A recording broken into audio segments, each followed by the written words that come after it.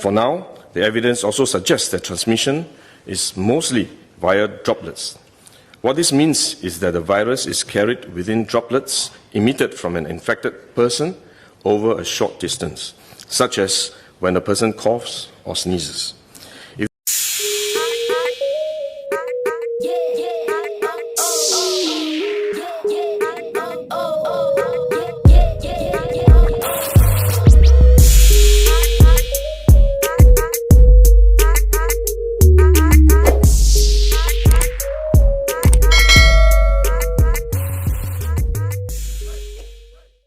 Magandang araw sa inyo mga ka-abroad. Sa hindi po nakakalam, nalipat po ako dito ngayon sa Rastanura. Saka pa rin siya ng East Region dito sa Saudi Arabia.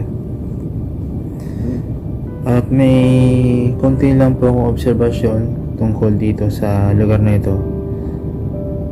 Medyo talagang kung i-compare mo siya sa lugar doon sa Damam na pinanggalingan ko, mas maraming tao sa Damam kumpara dito sa Rastanura o Rahima na lugar na ito dito sa KSA. Lalo na ngayon tung lumaganap pa ang balita tungkol sa coronavirus. Nasabi lang po sa akin kagabi ng aming Saudi national dito sa aming pinagtatrabahuan dito sa Red Tag na may 5 tao na daw na infected ng coronavirus dito sa lugar namin. So aware naman sila at naging supportive naman sila sa amin. Actually nagbigay pa sila sa amin ng mask libre. Medyo nakakatakot din talaga yung nangyayari ngayon sa atin. Hindi lang dito sa Saudi, mula sa China hanggang sa iba-iba ibang bansa. Marami na talagang naapektuhan at marami na ding na-confirm na namatay tungkol sa sakit na ito. Actually, dito sa lugar dito sa KSA, may isang lugar dito na lockdown na din. Bawal na pumasok at bawal na lumabas sa mga hindi taga doon. At yung mga taga doon, hindi pwede lumabas. Mga taga ibang lugar na papasok ng Katip, maaaring hindi na rin kayo makapasok doon sa lugar na nabanggit ko itong nasa may Katif, dahil na rin sa meron na rin infected ng coronavirus doon sa lugar na yun. So ngayon may i-share akong video sa inyo na i-share lang din sa akin. Gusto kong i-share din sa inyo para at least maging aware din tayo paano tayo makakaiwas sa coronavirus. So, panoorin po natin ang video na to at sana makatulong po sa inyo. At kung bago po kayo sa channel ko, sana po pakisupport po itong channel ko, and please like and subscribe po sa channel ko dito sa may bandang ibaba na to para at isa man po maging grow pa po ang ating channel. So please support my channel, Reggie Luna TV, this Buhay Abroad segment. So sana po masuportahan niyo po ako. At ito po para sa inyo, itong video na to, sana po makatulong po sa inyo.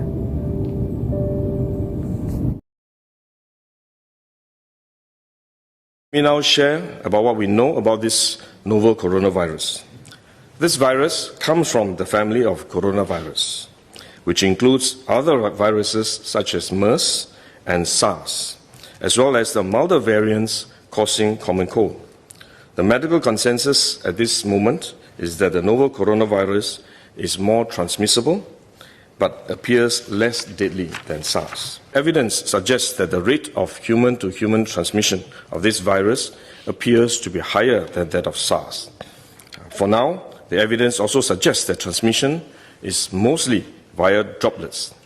What this means is that the virus is carried within droplets emitted from an infected person over a short distance, such as when a person coughs or sneezes. If these droplets come into contact with the eyes, nose or mouth of an individual directly or indirectly through hands that have come into contact with these droplets, the individual may become infected.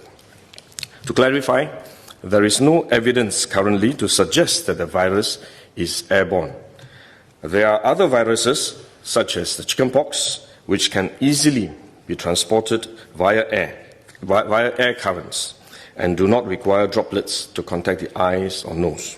The novel coronavirus is not in this category of viruses. The novel coronavirus could also transmit through surface contact. Let me explain. When a person sneezes or coughs, the droplets fall onto the surfaces of tables and chairs, and the virus may remain alive for up to a few days.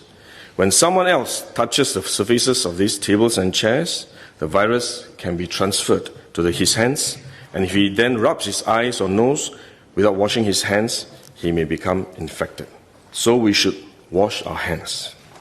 This is also why we only quarantine the close contacts of confirmed cases. For more transient contacts, such as individuals that the confirmed cases may have walked past in malls or hotels, the risk of transmission is low. For coronavirus generally, the person is most infectious when he is displaying symptoms, or what you call symptomatic. And this is likely to be the case for the novel coronavirus as well. There is evidence of limited spread from a person without symptoms during the incubation period. However, this form of transmission may be uncommon and has so far involved isolated cases only. At this point, the evidence still points towards higher transmissibility when the person is displaying symptoms. As such, medical professionals, both overseas and in Singapore, have advised that the most effective way that we can protect ourselves is to practice good personal hygiene. We should regularly wash our hands with soap and water and avoid touching our face with our hands. These may sound simple, but actually they're very difficult to do because all of us touch our face all the time. Even at a meeting when we have on this ministry task force, while I was speaking, I was touching my face until Minister Lawrence Wong nudged me with his elbow and said, "Stop touching your face." So it is simple but extremely difficult, but are actually very effective in preventing all kinds of infection.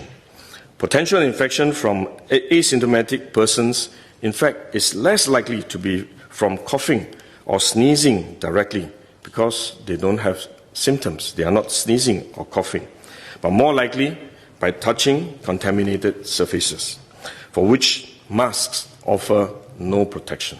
Wearing a mask when we are well often gives us a false sense of security instead, and we are more likely to touch our faces when we constantly adjust our masks, which is one way the disease spreads.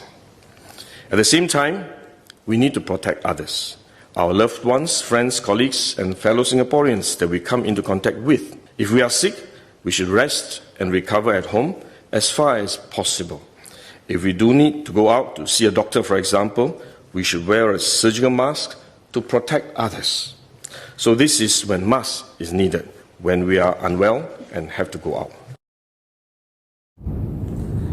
So yan nga mga kabrod, napanood po natin yung payo o sinabi ni Mr. Gan Kim Yong, Minister for Health, na palagi po tayo maghuhugas ng kamay at kung sakali nasa labas tayo, iwasan po natin na humawak sa ilong, sa mata, o mas maigi na rin po sa buong mukha natin dahil diyan po kumakapit po yung virus.